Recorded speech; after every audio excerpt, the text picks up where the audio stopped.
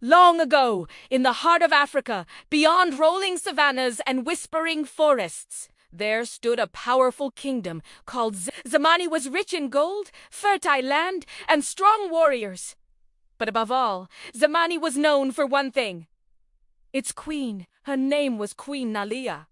She was wise, beautiful, and feared by enemies near and far. Her voice could calm disputes, and her judgment was said to be sharper than a hunter's spear. But Queen Nalia carried a strange secret.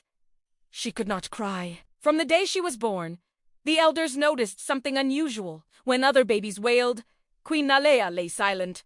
Her eyes were clear, dry, and unblinking. The royal diviners spoke among themselves. "She has been given strength," they said. "But strength always comes with a price, as Nalia Gray. Se felt pain, loss, and disappointment like anyone else. Yet no tears ever fell. Not when she scraped her knees. Not when her mother died. Not even on the day she was crowned queen. The people admired her calm, but some whispered in fear. A ruler who cannot cry," they said, "may one day forget how to feel." Queen Nalia ruled with fairness. She punished the wicked and rewarded the honest. Her kingdom prospered, but slowly something began to change. When farmers lost their crops to drought, she listened, but her face did not soften. When mothers begged for mercy for their sons, her eyes remained dry. When war widows mourned, she stood tall and unmoved. The people began to wonder, does our queen truly feel our pain? Or has power hardened her heart? Though Queen Nalia heard these whispers, she ignored them. After all, tears, she believed, were a weakness.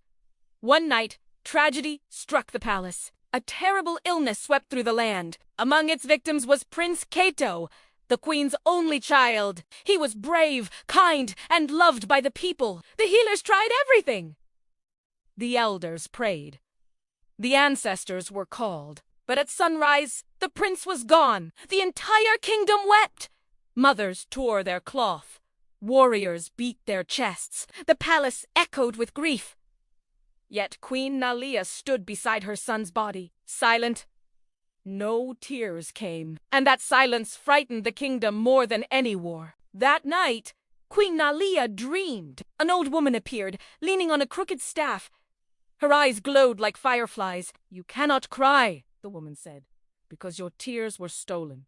Queen Nalia asked, "Stolen by whom?" "By your pride," the woman replied.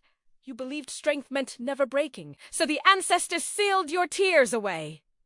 The old woman leaned closer. "When a ruler cannot cry, the land dries with her." Queen Nalia awoke to news that the rivers were shrinking and crops were failing. For the first time, fear touched her heart. Determined to save her people, Queen Nalia left the palace. She removed her crown and traveled as a simple woman. She walked through villages. She slept on bare ground. She listened, truly listened, to her people's pain. She saw hunger. She saw injustice she had overlooked. She saw herself reflected in their suffering. At the edge of the forest, she found the old woman again. "To reclaim your tears," the woman said, "you must accept pain, not hide from it." Queen Nalia returned to the palace and stood before her people. She spoke of her mistakes. She spoke of her son. She spoke of her fear. Her voice trembled. And then, for the first time, a tear fell. Then another, and another. The ground drank her tears. The sky darkened. Rain fell for the first time in months.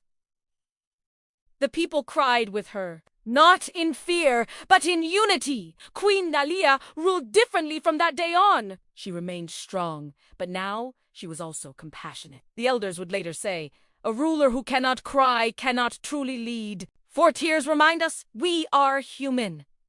And so, the story of the queen who couldn't cry was passed from fire to fire, generation to generation, as a lesson that true strength is not the absence of tears, but the courage to let them fall.